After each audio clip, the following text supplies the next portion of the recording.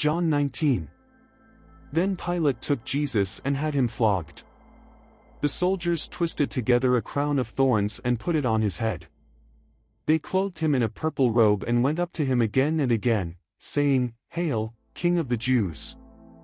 And they slapped him in the face. Once more Pilate came out and said to the Jews gathered there, "Look, I am bringing him out to you to let you know that I find no basis for a charge against him." When Jesus came out wearing the crown of thorns and the purple robe, Pilate said to them, "Here is the man." As soon as the chief priests and their officials saw him, they shouted, "Crucify! Crucify!" But Pilate answered, "You take him and crucify him.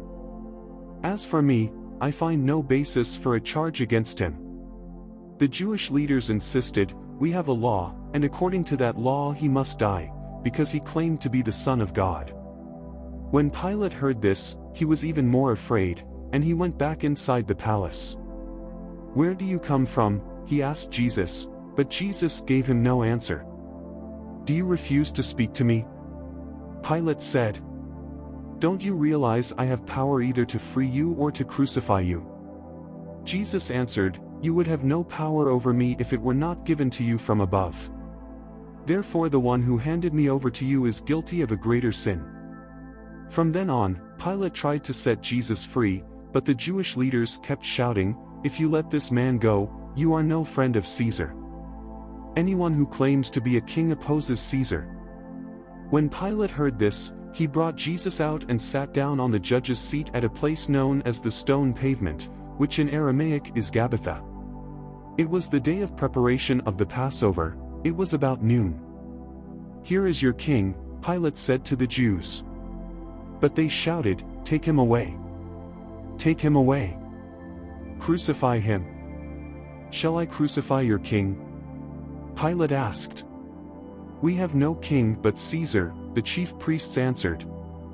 Finally Pilate handed him over to them to be crucified. So the soldiers took charge of Jesus. Carrying his own cross, he went out to the place of the skull, which in Aramaic is called Golgotha. There they crucified him, and with him 2 others, one on each side and Jesus in the middle. Pilate had a notice prepared and fastened to the cross. It read, "Jesus of Nazareth, the King of the Jews." Many of the Jews read this sign, for the place where Jesus was crucified was near the city, and the sign was written in Aramaic, Latin and Greek. The chief priests of the Jews protested to Pilate, "Do not write, 'the King of the Jews,' but that this man claimed to be King of the Jews." Pilate answered, "What I have written, I have written." When the soldiers crucified Jesus, they took his clothes, dividing them into 4 shares, one for each of them, with the undergarment remaining. This garment was seamless, woven in one piece from top to bottom. "Let's not tear it," they said to one another. "Let's decide by lot who will get it." This happened that the scripture might be fulfilled that said, "They divided my clothes among them, and cast lots for my garment." So this is what the soldiers did. Near the cross of Jesus stood his mother's sister, Mary the wife of Clopas, and Mary Magdalene. When Jesus saw his mother there, and the disciple whom he loved standing nearby, he said to her, "Woman, here is your son," and to the disciple, "Here is your mother." From that time on, this disciple took her into his home. Later, knowing that everything had now been finished, and so that scripture would be fulfilled, Jesus said, "I am thirsty." A jar of wine vinegar was there, so they soaked a sponge in it, put the sponge on a stalk of the hyssop plant, and lifted it to Jesus' lips. When he had received the drink, Jesus said, "It is finished." With that, he bowed his head and gave up his spirit. Now it was the day of preparation, and the next day was to be a special Sabbath.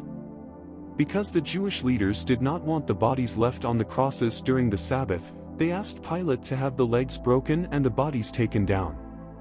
The soldiers therefore came and broke the legs of the first man who had been crucified with Jesus, and then those of the other. But when they came to Jesus and found that he was already dead, they did not break his legs. Instead, one of the soldiers pierced Jesus' side with a spear, bringing a sudden flow of blood and water. The man who saw it has given testimony, and his testimony is true. He knows that he tells the truth, and he testifies so that you also may believe. These things happen so that the scripture would be fulfilled, not one of his bones will be broken, and, as another scripture says, they will look on the one they have pierced. Later, Joseph of Arimathea asked Pilate for the body of Jesus. Now Joseph was a disciple of Jesus, but secretly because he feared the Jewish leaders. With Pilate's permission, he came and took the body away. He was accompanied by Nicodemus, the man who earlier had visited Jesus at night. Nicodemus brought a mixture of myrrh and aloes, about 75 pounds. Taking Jesus' body, the two of them wrapped it, with the spices, in strips of linen. This was in accordance with Jewish burial customs.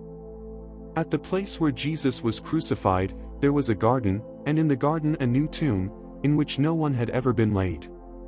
Because it was the Jewish day of preparation and since the tomb was nearby, they laid Jesus there.